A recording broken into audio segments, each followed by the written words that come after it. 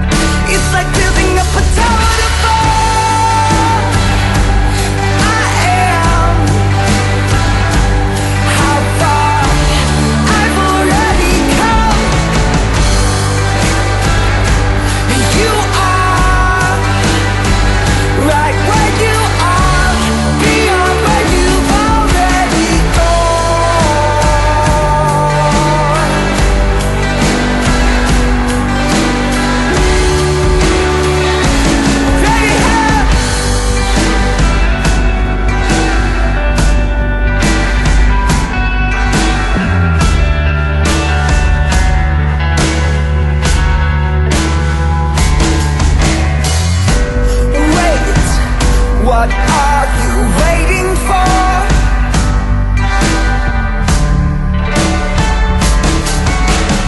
You don't ever have to be what you seem to see is in the offing.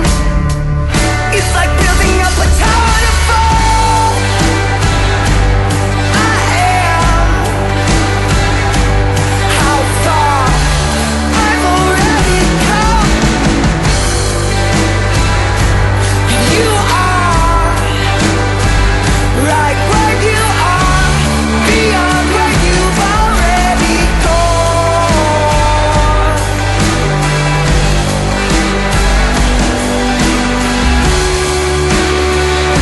Already have.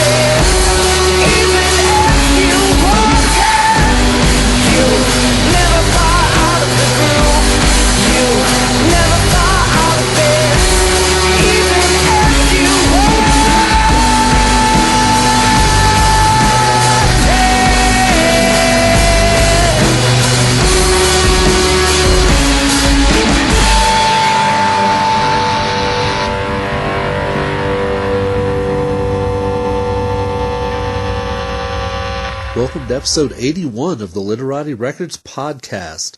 I'm the host of the show, Marcus, and I want to thank you for taking time out of your busy day to hang with us and support independent music. We got a cool interview with Denver band Rubedo lined up for you today. The band's most recent album, Love is the Answer, dropped digitally on September 1st and is an interesting mix of eclectic pop songwriting wrapped in reverb and presented with a flair for experimentation and sound manipulation. Love is the Answer smooths out some of the rougher edges found on their 2012 release, Massa Confusa, without losing any of the band's musical intensity. But as good as the record is, the songs really shine on stage, where the music is free to take on various sonic shades and textures. You can catch Rubedo live tonight, opening the show at Larimer Lounge, which I can't recommend highly enough. Also tonight, Treehouse Sanctum is at Herman's Hideaway. Friday is a big show at High Dive, with Indigenous Robot, The New, Native Daughters, and headliners Lil Thunder, who are releasing a new album that night. Saturday's definitely looking busy on Larimer Street, with 2 festivals and a killer show that night at Larimer Lounge. You can take your pick of the Higher Ground Music Festival at 27th and Larimer, or Snowboard on the Block at 36th and Larimer. Both festivals run from around noon to 10 o'clock, I believe, but be sure to check online for exact times. Maybe you can't make the festival scene but still want to go to a killer rock show. Well, catch Gypsy Hawk at Larimer Lounge. The show is almost like a mini festival with 6 bands, including Bud Bronson and the Good Timers, Dead End Drivers, A Sewage, Dust Orbiter, and Phono Reason. With so many acts, the doors open at 6 and the show starts at 7. Sunday at the Lounge is another all-day barbecue show featuring A. Tom Collins, with sets from Tatuna, Kitty Crimes, Ned Garth, Dragon Deer, and Grant Sabin. Well, that does it for show alerts for today, and I think we'll skip the usual housekeeping and bring on our featured guests. All music on the show today is from Love is the Answer and available on the Rubedo Bandcamp page. For a complete track listing, visit our website at www.literatirecords.com. Now, enjoy some time getting to know Rubedo. I'm down here at Herman's Hideaway with Rubedo, who just played an amazing set tonight. Thank you. It was a great night all around, and they just closed the show in style. How you guys doing? We're doing great. Doing well? I'm doing well. Well, let's start on my left, go around the table, and get names and instruments for those who may not be familiar with you. Hi, I'm Greg Jemba. I play the drums. What's up? My name is Kyle Gray. I sing and play Moog and ukulele. My name is Alex, and I play the guitar. Okay, well, congrats on the new album coming out, and thank you so much for the opportunity to preview it. It's another really enjoyable album. The first, of course, being your 2012 release, Massa Confusa. The tone and feel of the new album seems a bit lighter overall, without losing any of the intensity of Massa Confusa. Would you say that's true? Yeah, thank you. That's very true. Yeah. I think what happened is that as a band, we grew together by playing shows, and we picked up on the energy of all the people who were there, and we're like, hey, these people, they like our intensity, but they like to party and have a good time, and at least like personally, it's like I was like, okay, well, I'm gonna start telling them things that will make them feel happy and keep this like energy flow going. And so that's sort of what happened with the lyrics, and the feel of it became much more simpler with the three of us. We were able to like lock in on more of appeasing to that feeling that we were giving people in a more positive way. Yeah, but I think for me too, it was like we had been playing like really crazy, like experimental stuff for so long. It was kind of nice to try to do something. It kind of felt like a new challenge to make something a little more simple and like focus more on like the groove of the song as opposed to just like doing crazy stuff to wig people out. For me, it kind of was like, let's like how simple can I be? Like, 'cause I'm kind of ADD kind of person, so being able to like calm my mind and just do a beat and focus on dynamics, so like the volume of everything, changing the volumes, changing little subtleties as opposed to things that are obvious. Love is the Answer definitely the Answer. has more groove, maybe a couple more hooks, and it really draws you in. But you still got the experimentation going on, so It's kind of best of both worlds. That was help from our producer Ike Owens. We were like, okay, we got these like songs, and we're still doing them with, like the same setup with synth and guitar and drums. And then all of a sudden, we're like recording like this pop song. We're like, this is the pop song. We're like recording it like straightforward, and we did like the live track. We were listening to it, and we're like, oh man, I'm kind of embarrassed.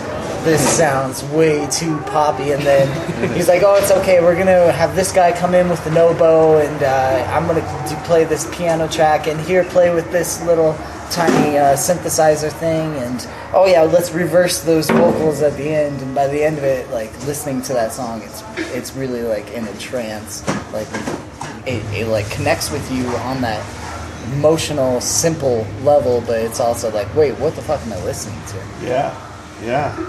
So your producer definitely had a very positive influence on the music then? He was excited, dude. Like, he told us afterwards, and during, we were just thanking him because we praise him so much because he's been like an idol for us, and to see him like in the flesh and sleeping on our couch and eating food like we eat food, he became like real and like a real friend. And he told us, he was like, we were like, yeah, thank you so much for producing us and like doing this. And he was like, well, it's easy with you guys because you make it easy. Your songs are already like there, so it's like he doesn't have to do much, but he does everything. We'll give him credit for that. Well, is there a significance to the title "Love Is the Answer" beyond the fact that it's one of the titles of the songs on the album? With like Massa Confusa, we were like thinking we didn't have a name till like the very end, and Kyle was like, "This is perfect. This is what it felt like, you know." Because that one was our first record, and it was a lot of like, you know, that it was hard because we were just like, it was like felt uncomfortable sometimes at times because I felt like we were new at it. We were like, yeah. It was like freshman year of high school. Like the seniors are kicking you around a little bit. It was like we recorded our first take and like just played through it, and then we looked at each other and we were like, that was it? Like, did we do that? But this time it was like we got into the studio. We're like, okay, we know what we're doing, and "Love Is the Answer" is the like key mantra that I have placed within the lyrics. That most of these songs have like a hook or something that's like that I'll repeat over and over, and it's like, hey, get this into your mind, feel this. You'll never fall out of the groove. You'll never fall out of the groove, even if you wanted to. Love is the answer. Love is the answer. You know, that was the most simple way of explaining of the correlation of all the mantras that are in there.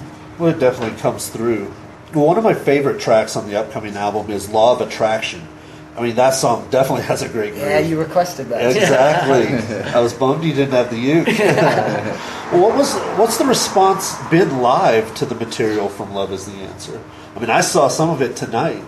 I mean, I think that those actually tend to be our best songs these days, like after the most recent shows, and I'm not sure if that's because we're more excited playing them or if they just sound better in general. Yeah. But I mean, the sound is more stripped down and more melodic, and the arrangements are less psychotic, I guess.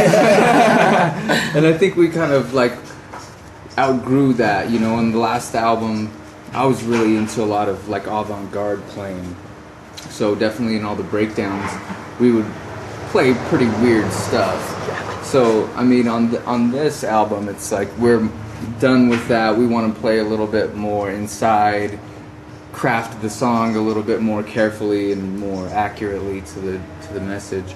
And I think that's coming through on the performances. People are vibing with it. Yep. The sound is a little bit more straightforward, but it still has a little bit of an edge to it. So. Yeah, it gets weird. But definitely that out of the songs on the new album, "Law of Attraction" kind of has, I feel like that's the one that kind of links it's gonna be like the people who loved our first album are gonna be like, yeah, this one, I love Yeah, this I one. could definitely see that. And Yeah. that was actually the oldest song, I think. We had actually... Choose Trust. one more Choose before Trust, that. yeah. Choose Trust and Law of Attraction were both About the same time. about the same time. But then Love is the Answer, we were jamming on that since almost the beginning. Yeah. Alex had that guitar riff, and always put it on the shelf. it was always there. We were always Yeah. kind of trying something with it, and then one day Kyle just like, he had a little recorder and we recorded it, and he was just singing some lyrics with it, and we were like, oh, that's it. And then that's been a really cool song for us. I feel like that one connects with a lot of people. And that's how this album came to be. Like when we finally got through the process, like we were really new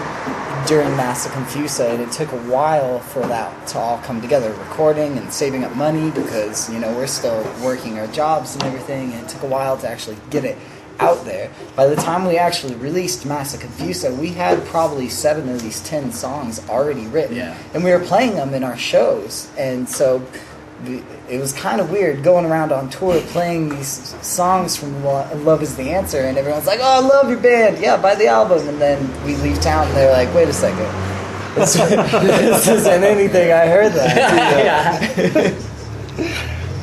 Well, okay, I want to step back just a minute to a song on Massa Confusa. You have a song titled Antoine Donnel. Donnel. In reference to the French character introduced in the 1959 film 400 Blows. Yes, sir. And the 4 subsequent films in the series. Yeah. Is this just a character that intrigues you? Or do you connect with Antoine on a deeper level? Oh man. Okay, So now we get to the hard question. Yeah, this is Yeah, getting you got deep. good. You You get did your deep research. there, I like dude. this. 400 Blows was a film that really struck me.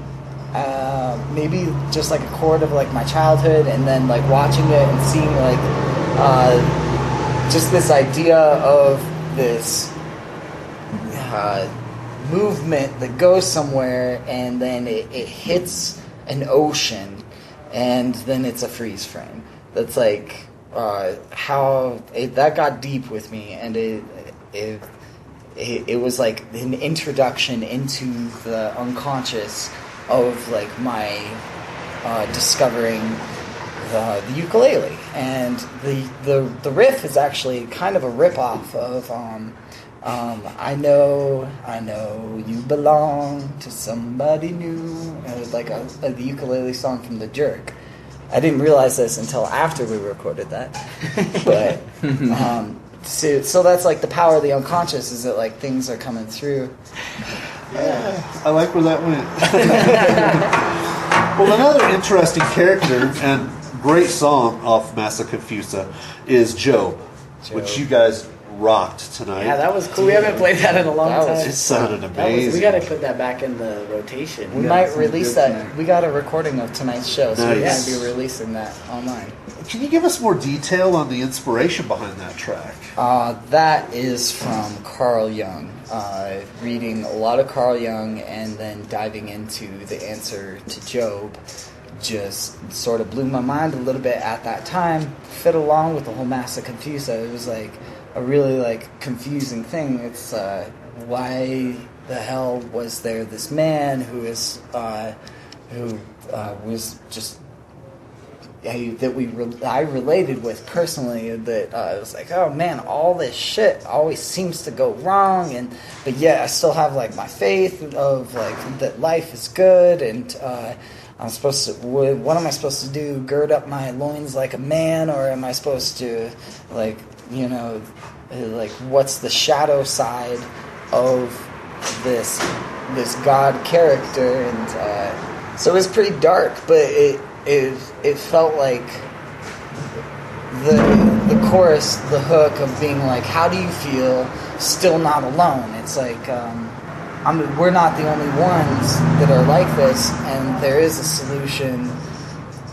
So comes the New Testament, you know. Sure. And that's what we're bringing forth in this album. Well, do you guys have any tour plans coming up to support the new record? We do. Yeah. September. September we're doing like a little Southwest tour. We have some really cool. These are like the coolest out of town dates we've ever gotten. It's starting to pick up. We've been on the road like for the past 3 years, very consistently, like every 3 months. But this one now we're doing. Since right now at the moment we're still DIY touring, so we're booking it ourselves. We're gonna. We finally found like good promoters that we actually have like real well promoted shows. So we have. We're playing in San Diego with the Octopus Project. We're opening up for them.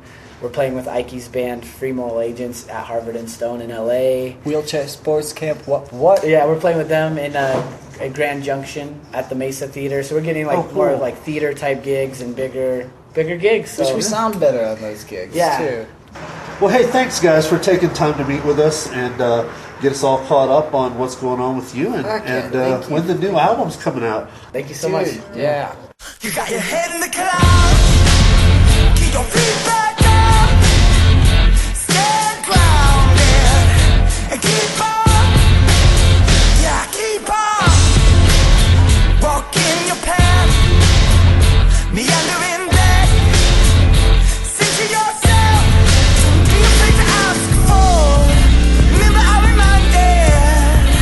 Warrior, you're here too. Yeah.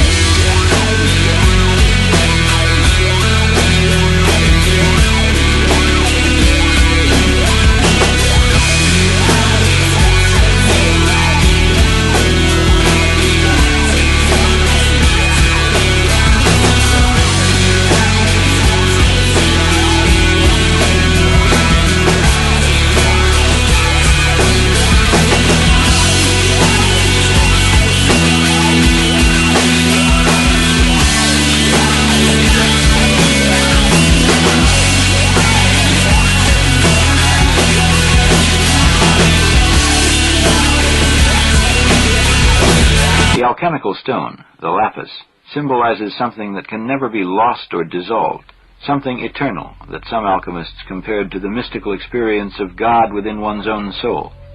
It usually takes prolonged suffering to burn away all the superfluous psychic elements concealing the stone, but some profound inner experience of the self does occur to most people at least once in a lifetime.